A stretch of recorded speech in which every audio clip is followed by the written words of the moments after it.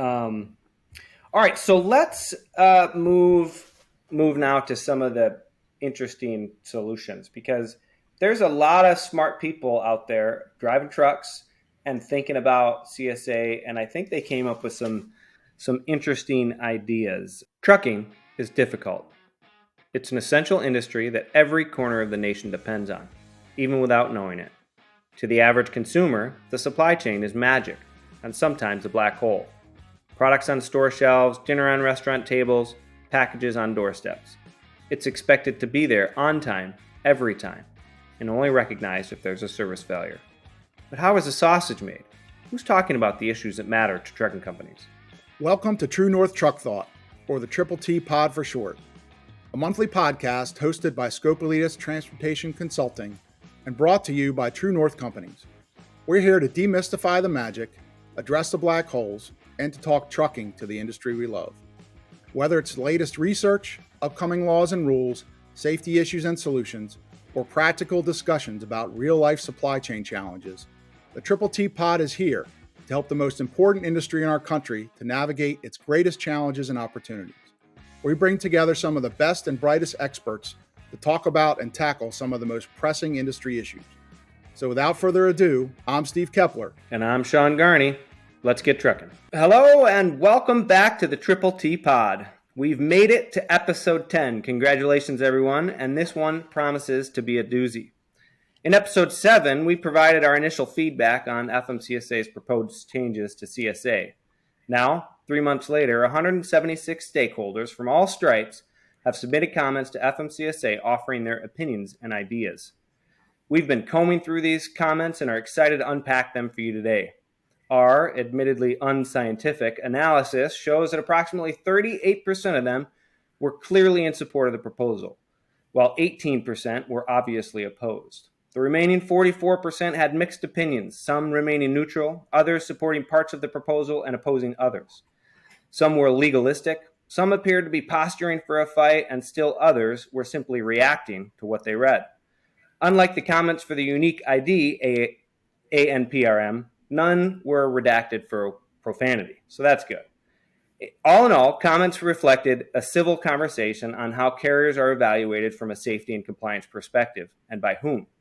Our mission on today's podcast is to unpack these for you as a way to try to understand how FMCSA might react and how that will impact trucking.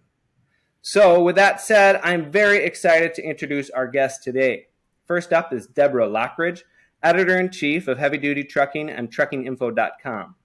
I reached out to Deborah after checking out her HDT Talks Trucking, the Voice of the Industry podcast, which did an awesome job unpacking FMCSA's proposed changes.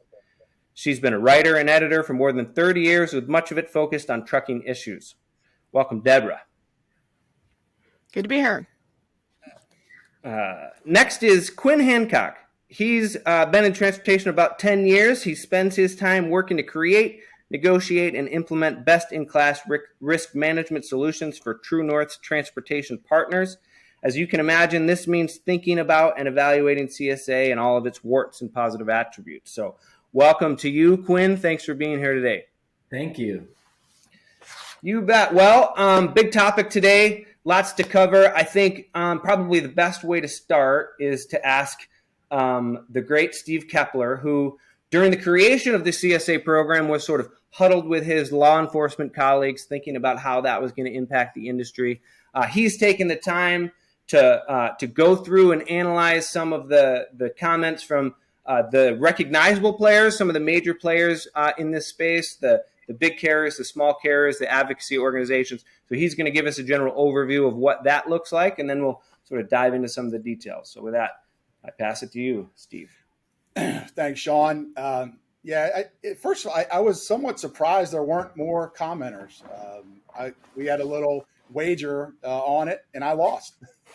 I was expecting to get more. So anyway, Sean, thanks for giving the high-level overview. I think I'm kind of going to separate it really into a couple camps. One is kind of the larger carriers and associations. Another is the smaller carrier associations, and a couple things sprinkled throughout. And interestingly, I think generally the larger associations and carriers generally support the changes. Now, each of them have tweaks and suggestions, which I'll talk through in a minute. And generally, the smaller ones, associations that weren't neutral, generally opposed them. But interestingly, there's a lot of overlap in their feedback on some of the more key pieces of the proposal.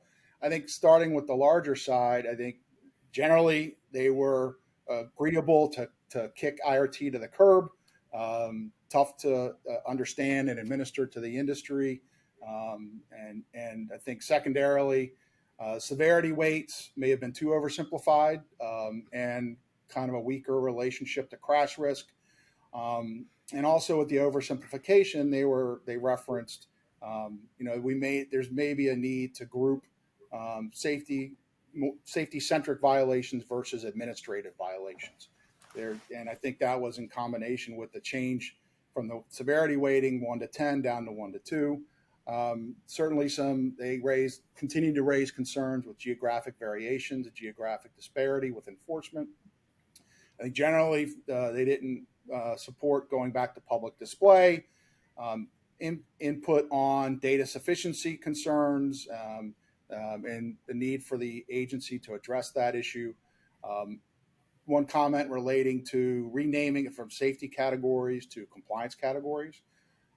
And the continual drumbeat we've heard, I think, since CSA started, and this was true on both large and small, credit for clean inspections, and also some comments with exposure issues. On the smaller carrier side, some similar conversations. I think they were more expecting a significant overhaul, right? They felt that, and really to dismiss IRT out of hand, they felt that there's a much, larger need to overhaul CSA. It kind of unfairly, it's unfair to smaller carriers versus larger carriers, big issues with insufficient data sufficiency. They had also had comments regarding additional data that needs to be collected with more carrier characteristics such as driver turnover rates, types of cargo hauled, compensation type, exposure.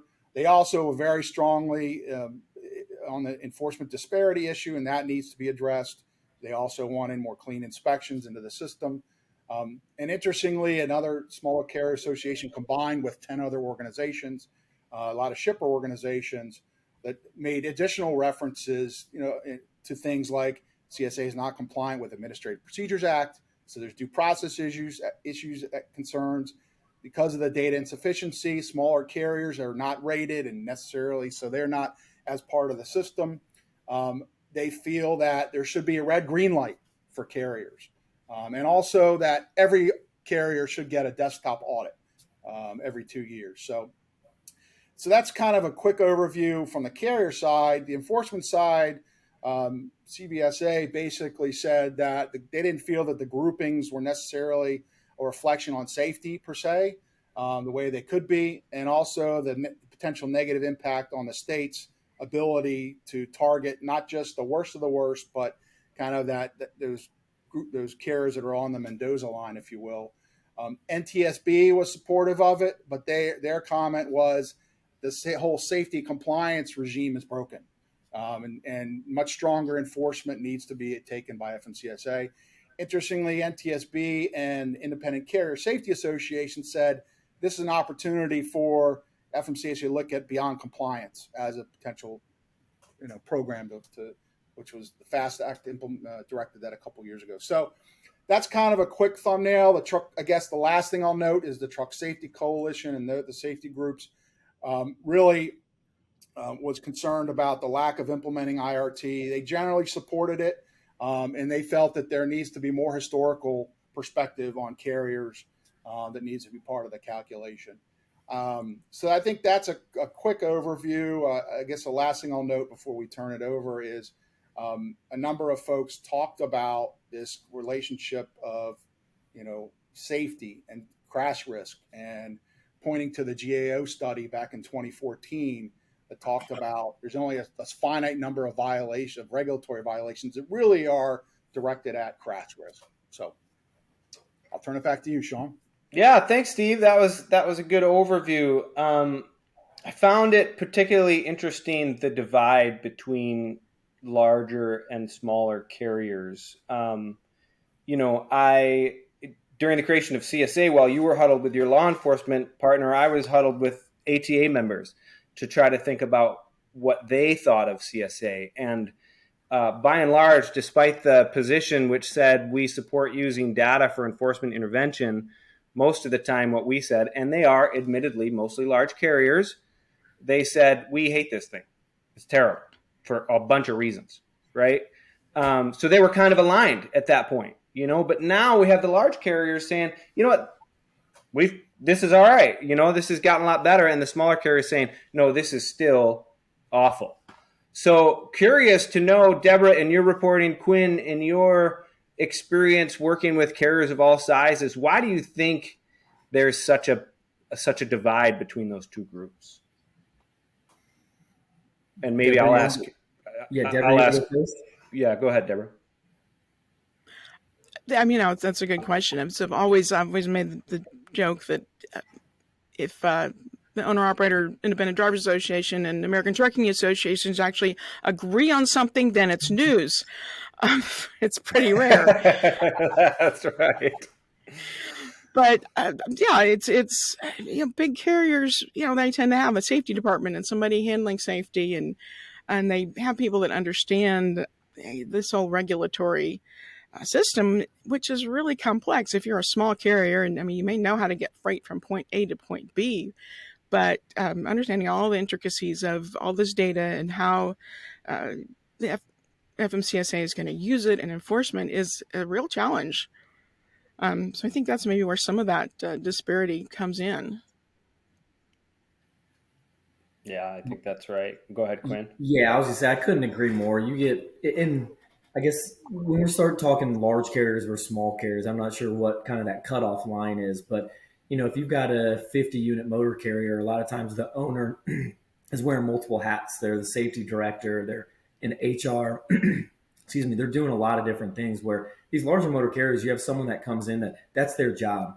They go through those SMS, the CSA scores every single day. They're diving into the data. They're figuring out where they're getting dinged, where certain areas of the country that they're running in. They're doing all this, where a lot of times the owner of that 50-unit carrier, when they're working 80, 90 hours a week, they just can't dive into that data as much. So that's where you kind of stack off what Deborah said. I think that's part of the big thing, is they just don't have someone that can really dig into that data.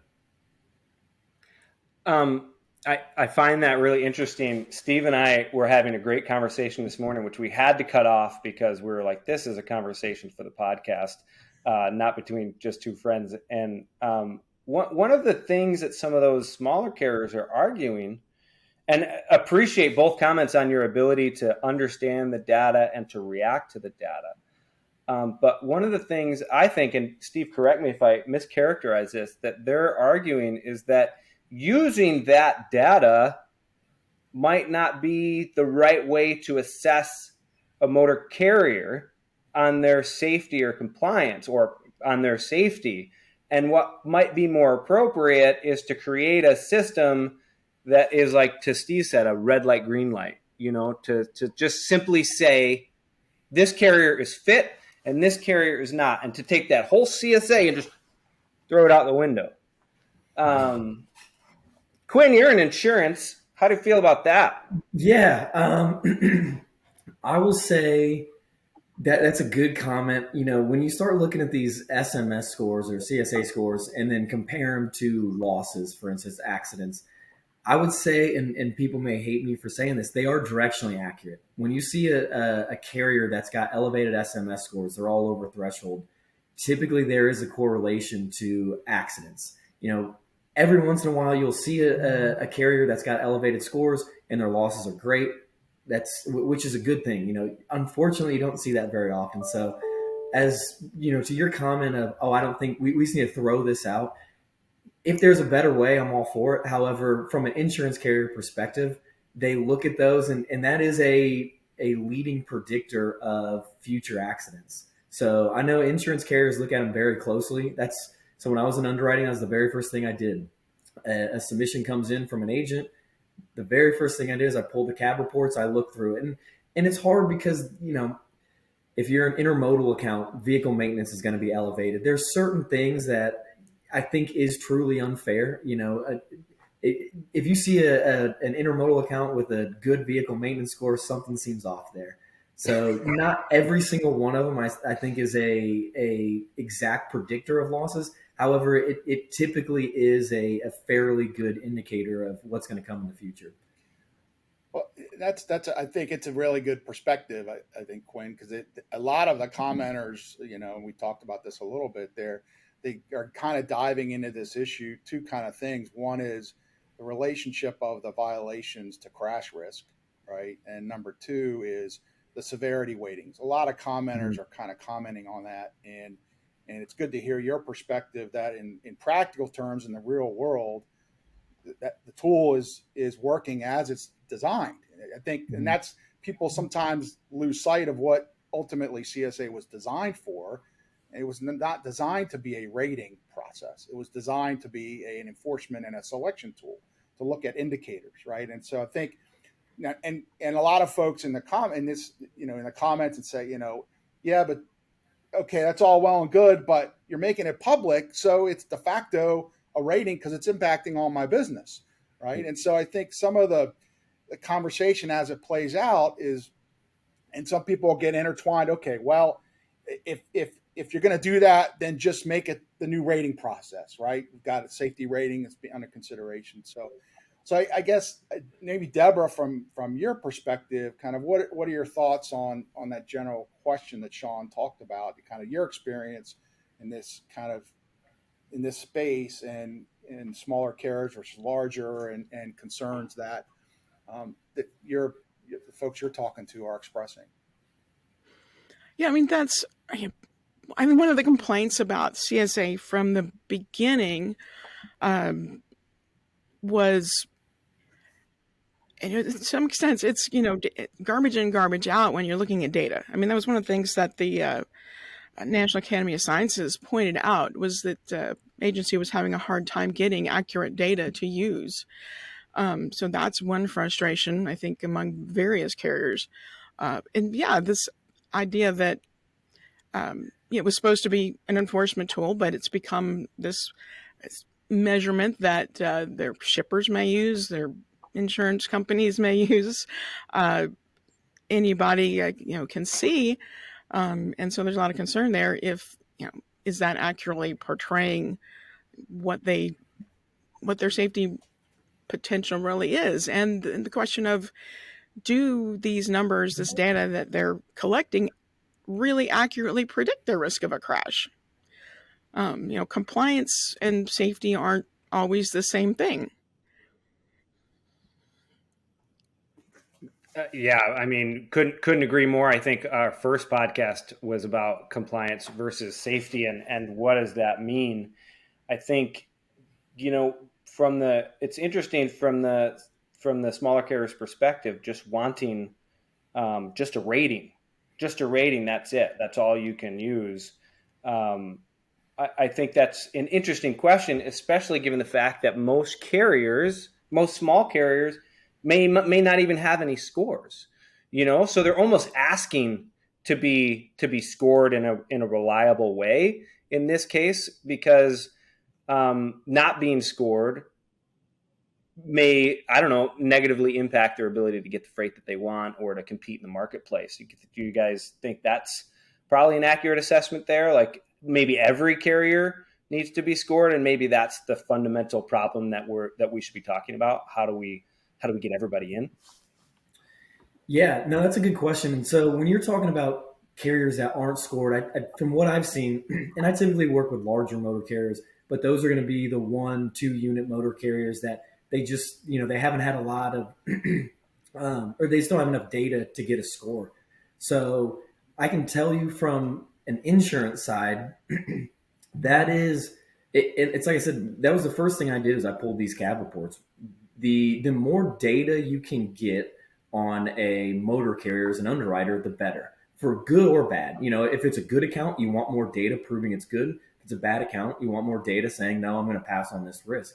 So those carriers that aren't rated are kind of negatively affected because the insurance carrier doesn't know if this is a good risk or a bad risk. It's just, there's just nothing there to give it. So I get the argument that some of them want to be rated, and there are insurance carriers out there that if they're not rated, they just automatically pass on the risk. So that gives you less insurance carriers to compete for your business, increases the price. So it's a tough situation if you're not rated. And especially if you're a safe carrier, motor carrier, you want to be rated. You want those scores to reflect and help more insurance carriers come in and compete for your business. Now, and I want to push back on this, and I want to ask Deborah too. Of course, we all want data, right? But lots of people would argue that the most important data is the number of miles I drive and the number of crashes I have. Or if you want to insert others, you could say moving violations, right? If my CDL shows no speeding and no crashes, like, isn't that the most important data point? Deborah, what are you hearing from people on this safety versus compliance, right? How do we measure just safety? What are the data points that we really need? That's a big question, isn't it? Back to the question about the lack of data. I was reminded of credit ratings. Like if you have no credit score, it's just as bad in some cases as having a bad credit score. That you can't get credit. So that's kind of a comparison there. But as far as the safety and compliance and the data, I think that's kind of a big complaint sometimes. Recently interviewed a very safe carrier, lots of awards, who told me that they went on this journey where initially they thought that, well, if they were compliant, then they were safe. But that clearly wasn't showing in their crash records, So it's not like an exact correlation. And I mean, that's a good question. I mean, what data does correlate most directly with that crash risk? And I think that's a hard question to answer. Yeah, I guess back to your comment. So unfortunately, this is where these small carriers, I think, get dinged again. When you talk about the most important metric is, miles run versus, let's just say, accidents. We could say speeding, moving violations, anything. If you're running one, maybe 2 units, and you're running 75,000 miles per year per unit, again, this is coming from the insurance side. The insurance carrier is going to say, well, you shouldn't have any accidents. You're running 150,000 miles a year. Maybe you have a non-preventable and someone rear-ends you, something like that. But if you're only running 2 units, you shouldn't have an accident. So you get to what we say is you're not loss credible. You don't run enough miles for that to be something that the underwriter looks at. So you're not supposed to. So then when you have an accident, you're only running 150,000 miles. You have an accident, it looks bad for you. When you don't have an accident, all of a sudden, that's what you're supposed to be doing. So that's where these large motor carriers, when they come in, if you're running, 50 million miles, everyone knows you're going to have some kind of accident. You're going to have some moving violations. But if you can beat what is projected for a carrier that's running 50 million miles, all of a sudden you look great. Everything looks good. The metrics are working in your favor. So again, that's where these small motor carriers are kind of getting dinged, I think, saying, well, this is a no-win situation for me. I'm not having any accidents, but you're just saying, well, you're not supposed to have any accidents. Because you're not loss credible. I'm going to Google that. That's an interesting term, and it's sort of frustrating for me.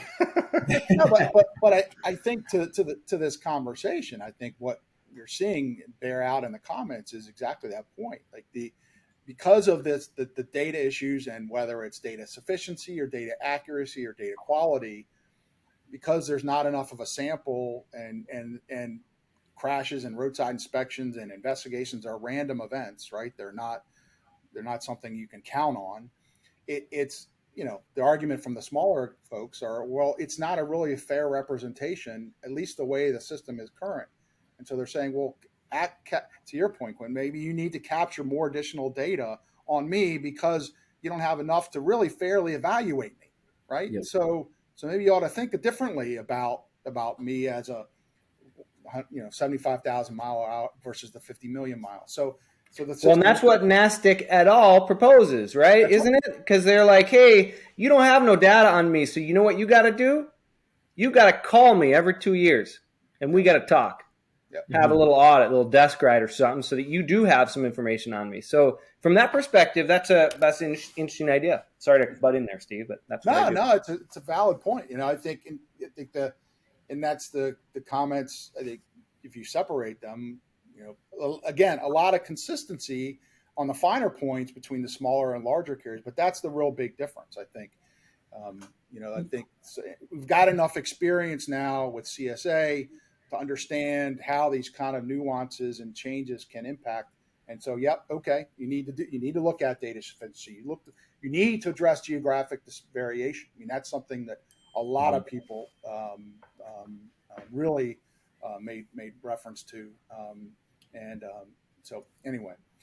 Yeah, let me ask you, if you don't mind, if I can ask you a question. Please. Feedback from, so again, I just don't work with a lot of these small carriers.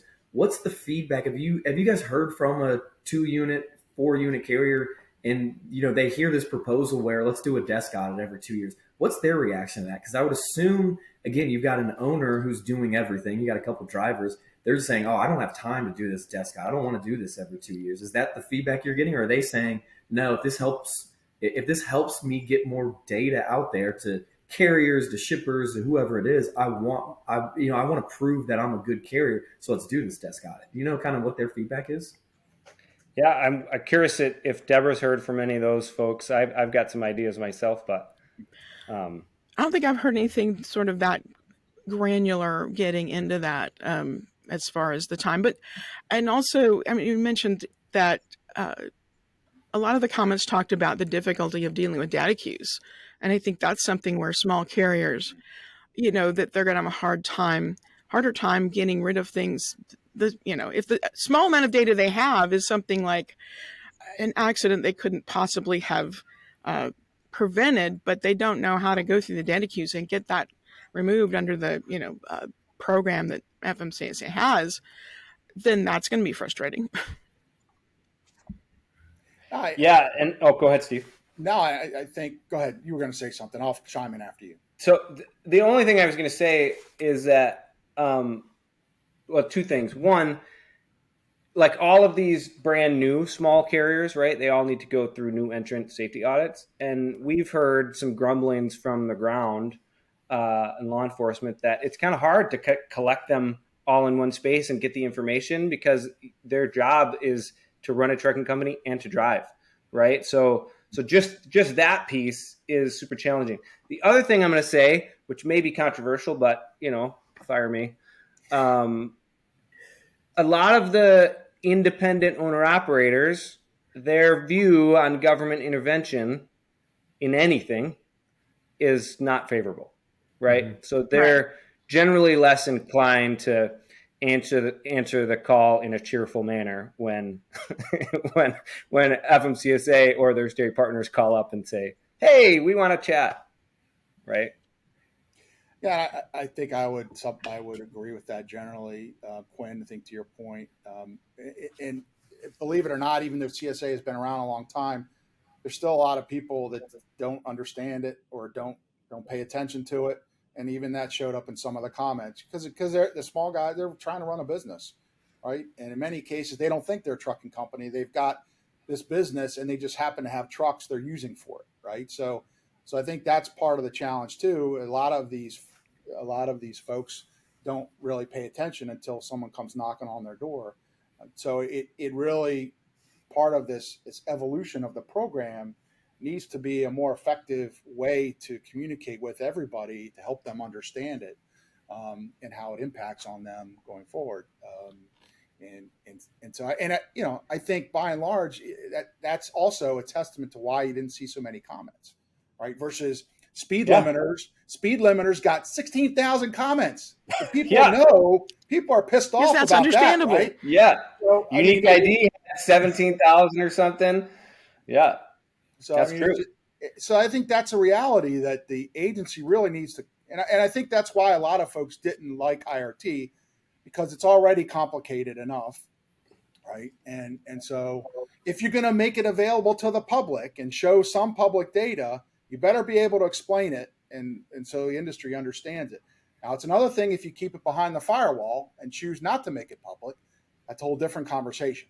So, but if you're going to continue to make it some information available publicly, you need to be able to defend, what you're putting up there. And I think that's part of what FMCSA put out there in their proposal, particularly with changing the severity violations. So, yeah. So let's put on the old blinker and make a turn here. I think we've covered sort of the high level CSA pretty well.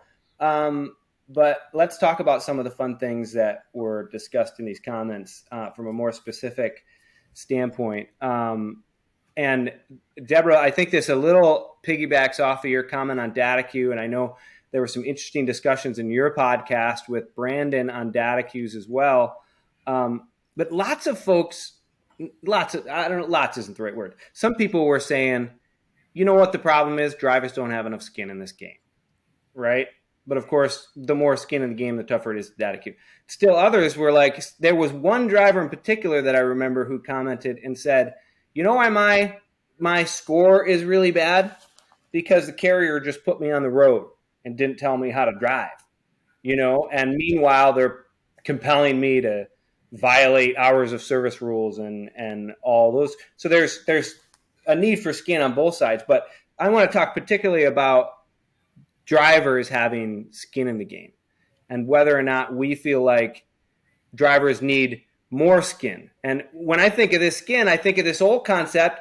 Deborah, I know you remember this. Steve, I know you remember this. Quinn, you might remember this. Way back when we first started thinking about, Quinn's got this nice baby face for all you radio listeners. But way back when we started thinking about CSA, they built two systems.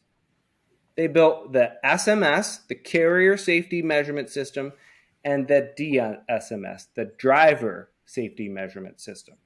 And we never got access to the Driver Safety Measurement System, right? So what do we think about, do drivers need more skin in the game, or should it all be on the carriers? And if they do, is the Driver Safety Measurement System a way to do that?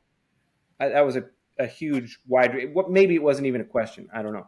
But maybe we'll just comment on it and see. Yeah, I to be honest, I've never heard of the Driver Safety Measurement System. It's an interesting concept, and I think if you asked at least the large motor carriers, if you asked them about that, I think they would be all for it. I think that's something that you hear, you talk to the safety directors, and they're the ones, you can put a driver, a new hire, through a road test, a written test, and they can pass with flying colors, and they get out there, and all of a sudden, everything's sky, or their score is sky. It was a bad hire. So I think those carriers want to, and they do everything right. The first violation, they warn them. Second violation, maybe he's gone. Maybe, I've got carriers out there that they say one violation in the first month and you're automatically gone. So they're trying to do the right things. And all of a sudden they do the right things. They let this driver go. They realize, hey, this is not a good fit culture-wise, not a good driver. Let's let this driver go. And all of a sudden they're the ones getting dinged for it 2 years later, 6 months later, 24 months later, when that driver is no longer with them. So I think from a motor carrier's perspective, they would love that. The opposite side of that is, and when you talk to these motor carriers, the one thing that they always bring up is either driver retention, trying to get new driver.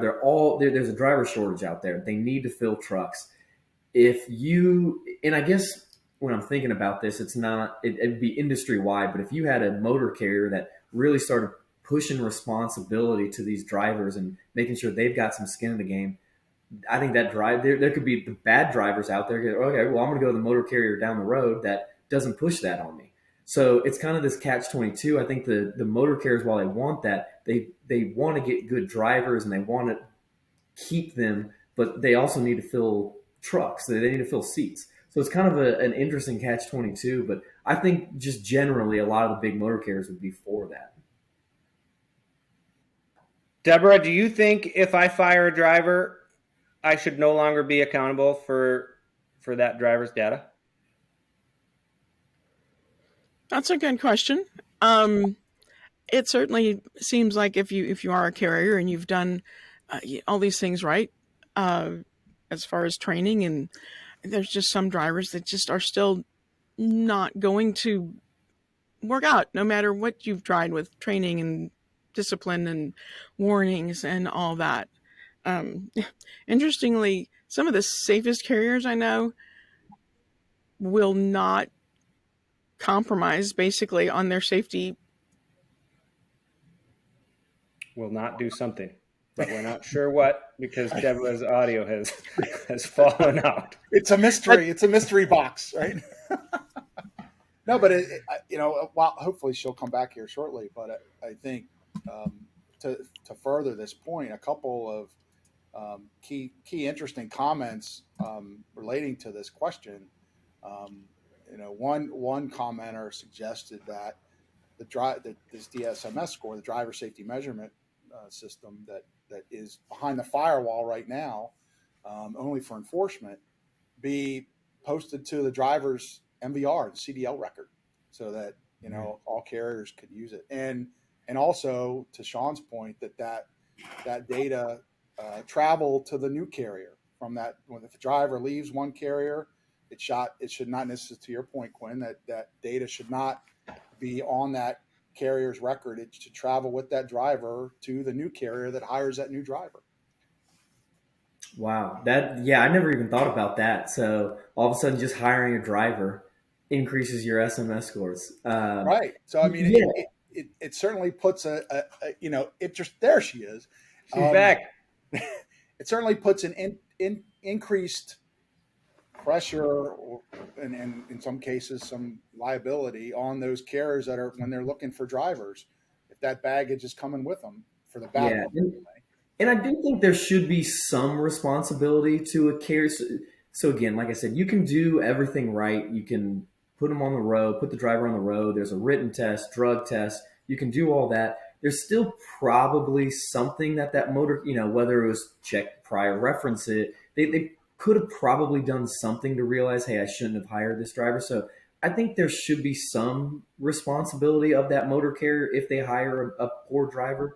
So I don't necessarily think it should automatically go away, but there's nowhere in the middle. It can either go away or it stays. You can't get a half a violation or something like that. So it's an interesting conversation. Yeah. Go ahead, Deborah. Welcome back. Yeah, everything froze up. It was one thing that, I guess, speaking of the driver responsibility, that I thought was interesting was the way they're looking at dividing up the maintenance into two different categories, one of which was driver related, basically. Yep. And I haven't had a chance to dig through the comments like you guys have, so I'm not sure what the response has been. But, we all know drivers don't get pre-trip inspections done the way they really should be. It's pretty common. So what do we think this might mean, changing this up? It's a really good point. I think most of the commenters that spoke to this question supported it. They feel it's a good segregation of accountability, right? Which is what we're talking about between carrier and driver. I think one of a couple of people that spoke to this mentioned, okay, if you're going to do that, that's cool, but you need to make sure that those driver observed violations are clearly ones that can be observed by the driver, particularly during a pre-trip. So they wanted to make sure to hone in on, okay, if you're going to go there, you need to make sure that those are things the driver could observe.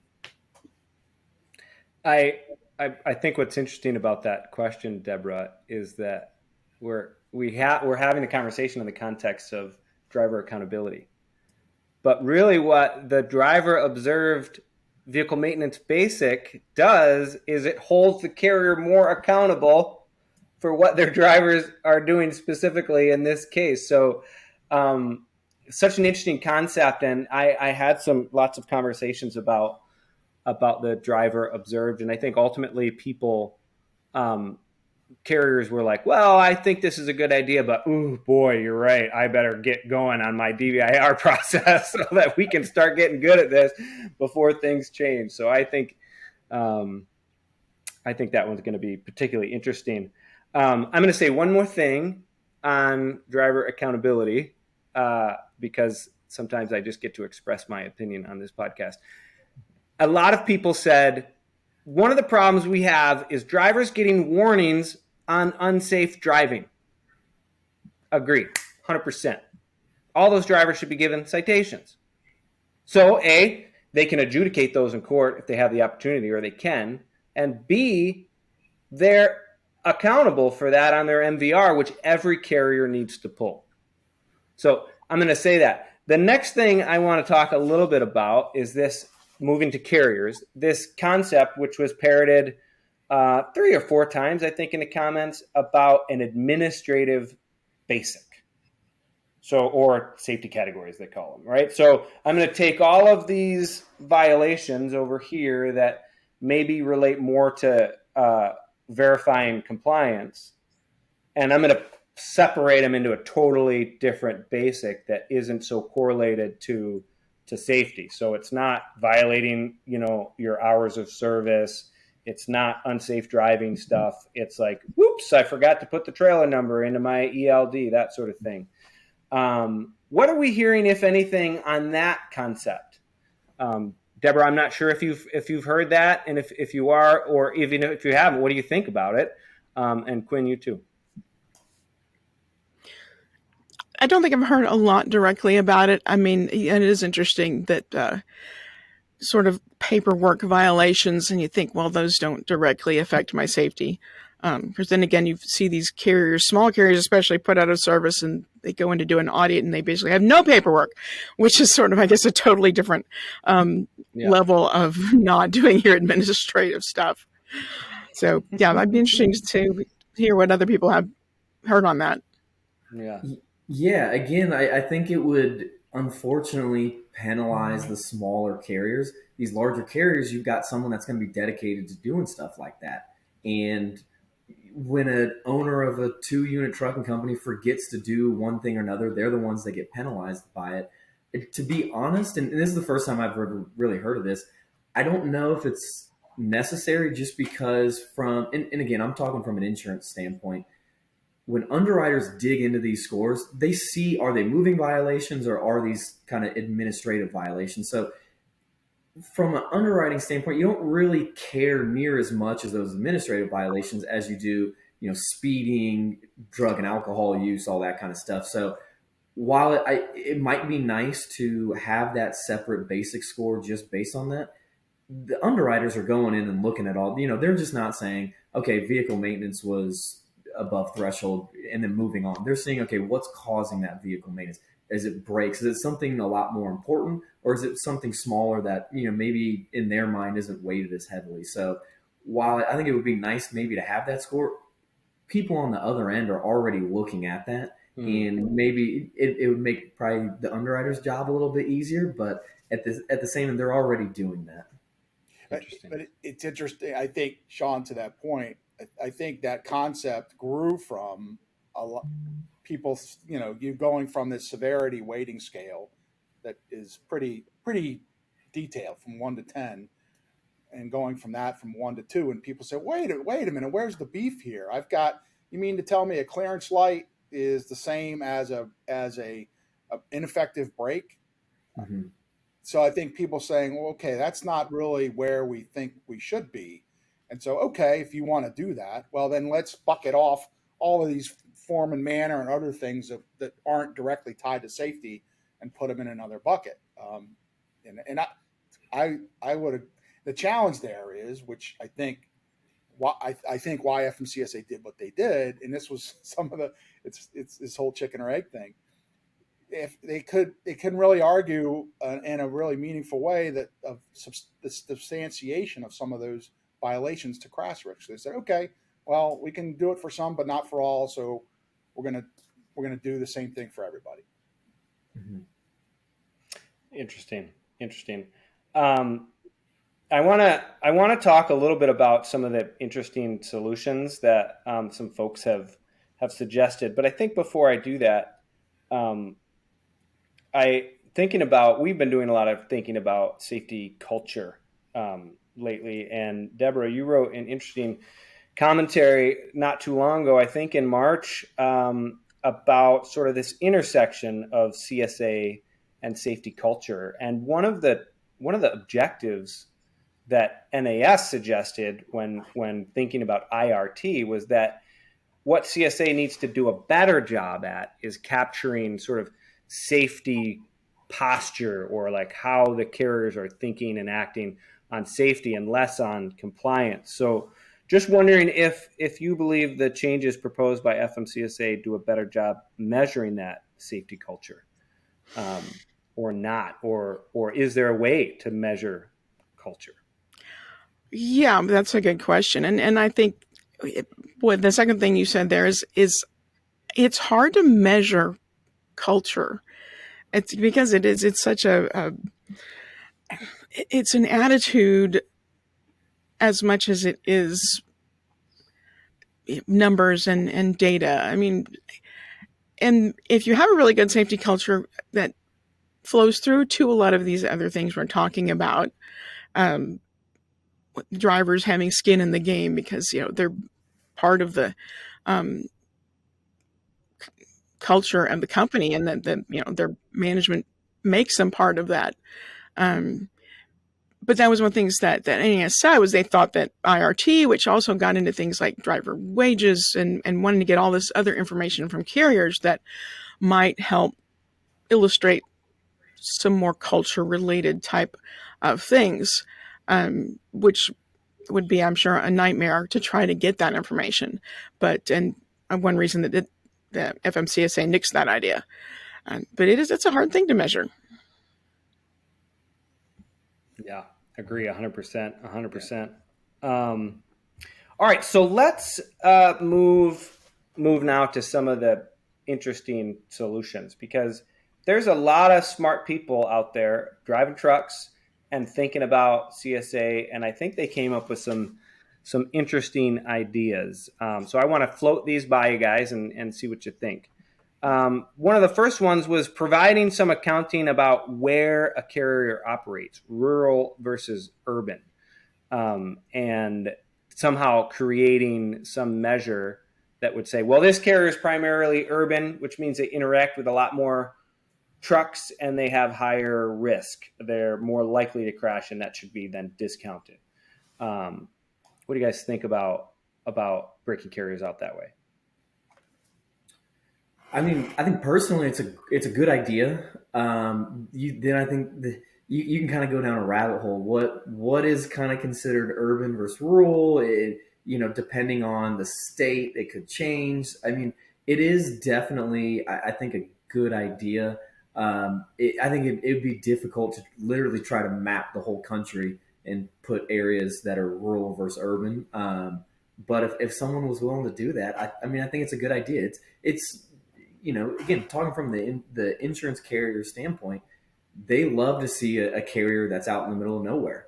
Less trucks on the road, more than likely they're going to have less accidents, as opposed to if you're doing deliveries in New York City, you're going to probably hit some bicyclists or a parked car or something along those lines. So it's an interesting idea, and I think it'd go over well. Yeah, I'd agree with Quinn on that. I can see the desire to have something like that, because you talk to Fleet, and Fleet I've talked to is in New Jersey and delivers all over New York and that area, and it's just he really struggles. I mean, he really works hard. He's got all this technology and training, but I'm sure his scores are not what they would be if it was somebody out in the middle of nowhere. But like Quinn said, how do you figure that out? How do you determine what's urban and what's not? And it would be really difficult to do. Hard. No, and I think you both are right. And I think if you look at a lot of the comments in there, a lot of people are saying you've got to get a better handle on exposure, right? And so I think, and some folks said, look, FMCSA, you need to do a better job at trying to figure out a way to solve for some of this stuff, right? Because you're imposing, power units. People are arguing, is that a legitimate, proxy for exposure?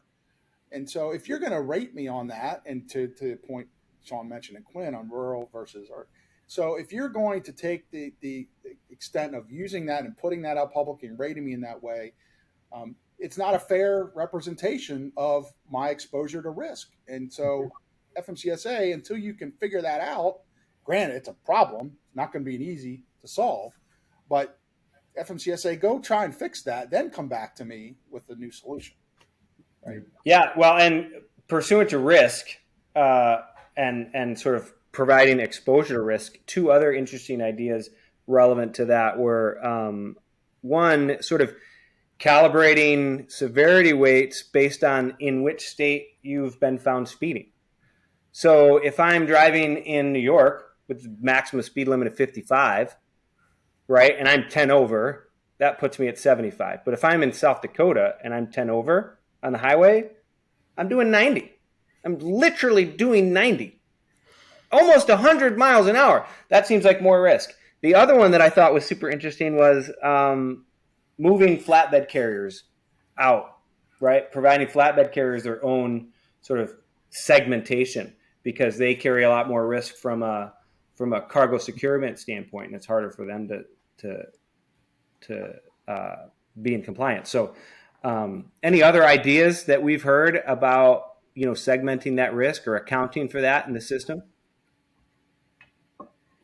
I mean, I guess to piggyback off that, in a perfect world, you would, the CSA scores judge you against your peers.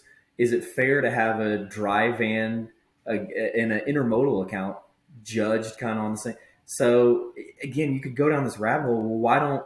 And then it gets more difficult because the larger carriers, they've got an intermodal division, they've got a flatbed division. I don't know how you break that out, but in a perfect world, if you're a dry van carrier, you're only rated against other dry van carriers. If you're intermodal or flatbed, you're only judged based on your peer group, which is those types of risks. So again, I think it's a good idea, but when you start talking about the big motor carriers that literally have dry vans, reefers, intermodal, flat, I don't know how you would. I mean, I guess based on violation, okay, this was a flatbed, so it goes to this score. I don't know how you would break that out for the larger guys. Well, and interesting if you kind of game this out, right? Okay, so if the industry is wanting this, you almost have to go to real live data feeds, right? From truck to FMCSA, right? If you really want to get to that level of accuracy and granularity, okay. Now that well, I know the industry will want to go there. Yeah, it raises that question. Yeah, in 15 years, 20 years, 50 years, 100 years, it could very well be that way. Yeah. Well, we're rounding the bend here, and this has been a far-ranging conversation. I want to give everybody sort of an opportunity to provide their final thoughts here on data. So we want to talk a little bit about what we think is going to happen in the future. And Deborah, your podcast with Brandon was interesting because he was talking a little bit about how these changes in CSA could ultimately lead to a change in the safety rating process or whatever. So, in your experience, do you think that that's a realistic possibility, despite the fact that FMCSA still has to fix DATAQs? And they really failed to respond to a number of NAS recommendations here, right? So they did talk about IRT. They decided on that. Did they decide to improve MCMIS data? No, not improved. Didn't even talk about it. Collect additional data. Deborah, you already talked about. That's pretty much an impossibility, right? Make user-friendly resources available to the public. Iffy on that. Conduct additional studies to understand percentile scores in the public. Haven't done that. Use absolute and relative measures to prioritize carriers for intervention. Arguably, maybe they've done that. What do we think? So they haven't fixed DATAQs. They haven't really addressed NAS's recommendations. What do we think ultimately is going to happen with CSA? Well, that back when they first implemented CSA, that was one of the things they were going to do was link it to that system for carrier scores, and that's been their goal. It got dropped, but it came back up again in a recent time conversation or rulemaking. I don't remember exactly where from the agency, but yeah, as you point out, there's still a lot of stuff to fix before they can figure out how to do that, I think. But it still seems to be something that keeps popping its head up, that this should not only just be a way to target carriers to figure out their safety ratings, but that it should somehow be actually tied into how do they determine those ratings as well. So that'll be interesting to see what proposals may come out about that. Yeah, I agree. Quinn, thoughts on that? Yeah, it's a great point, and it's so hard for me. I'm 32 years old and I'm technology challenged. So when you see some of these changes that even in the last 2 years that have happened, and it seems amazing. I think it has to go that way, right? And maybe it's not 2 years from now, 5 years, but in 50 years and 100, it's going to be real time data. Everything's going to be, these trucks are going to be sending out information by the second, and that's literally that's how they're going to get these scores. So, I don't know how long it's going to be, but if you think long term, that's got to be the solution, right? Well, interestingly, Quinn, to that point, one of the commenters mentioned in their suggestions that the agency should use electronic inspections in the methodology, right? Because we're almost there now, right? And Yeah. so that's to your point of technology is changing and evolving pretty rapidly. Yep. And it seems to change faster than the rulemaking process can keep up with. For sure. Oh, amen, sure. Deborah. The process is so slow and things are going so fast that it just definitely feels like the agency cannot keep up. And and part of this whole conversation too is like, do we need to make sort of perfect the enemy of good too, right? Like, if we talk about the directional accuracy of CSA, does it need to be perfect? And Quinn, to your point, I really appreciated your comments about how underwriters look at this sort of stuff. And we can talk about, well, we need to fix our exposure data. But what I'm hearing from you is that, hey, you're thinking about that already. Would I rather insure somebody, driving from Nebraska to Kansas or somebody driving from San Diego to LA, right? Those are different people. So really appreciate that. I want to give everybody an opportunity to just tell us, up or down on the changes and any additional comments you might have. I want to thank everybody for being here today, and then send it to Steve, of course, to take us out. So Deborah, final thoughts? I think overall, a lot of the changes that they're proposing seem good. As a lot of the comments pointed out, some smaller tweaks, but it does seem like they're going in the right direction. And as you point out, it's never going to be perfect. And just keep on kind of making improvements, and eventually we'll get to a better place. Agree. Yeah, couldn't agree more. It's still not perfect. It's getting better. But with the Deborah hit the nail on the head with technology and it's like these changes can't keep up with technology. So it's going to be interesting to see as more technology comes out, kind of how it shifts. But yeah, as a whole, I think it's going in the right direction. It's not perfect, still needs some tweaks, but it's improving. Steve? Yeah, I guess, I think the agency did a good job trying to address as many concerns as people had expressed, right? And made changes within the bounds that they can make changes. I think sometimes CSA is a silver bullet, right? And really safety is a lot more than that, right? So, and you need to you can't think of CSA monolithically without thinking of, okay, we can only focus this stuff on these things. What else do we need to do to address the whole safety issue? So I think sometimes we get so roiled up in CSA, we can't step back and say, okay, well, CSA is supposed to do this. It's not supposed to do that. And so I think keeping that in context as we're evaluating and looking at FMCSA's responsibility versus the industry's responsibility, we need to make sure we're kind of moving all towards the same goal, which is safer roads.